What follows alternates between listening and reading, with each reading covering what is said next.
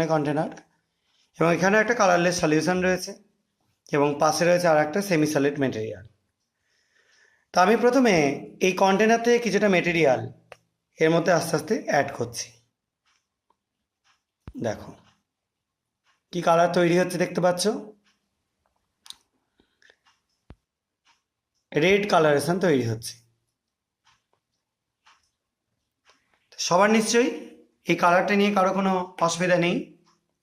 তো আমরা একটা গ্লাস রড দিয়ে এটাকে আস্তে আস্তে মিশিয়ে দিচ্ছি। দেখো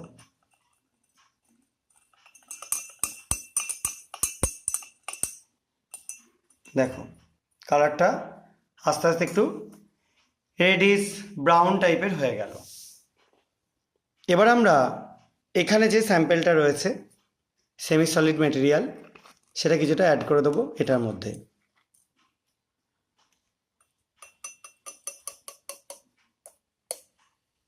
দেখো দেখতে পাচ্ছ একটা বাবলস উঠছে, বেশ খানিকটা বাবলস ক্রিয়েট হচ্ছে।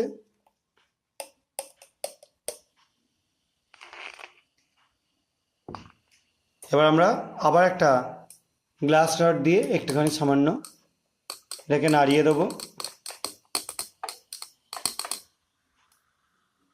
দেখো কন্টিনিউ বাবলস উঠতে থাকছে।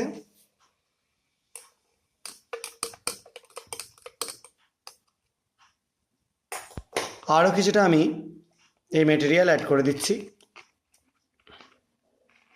এই স্যাম্পেলটার মধ্যে। দেখতে পাচ্ছেন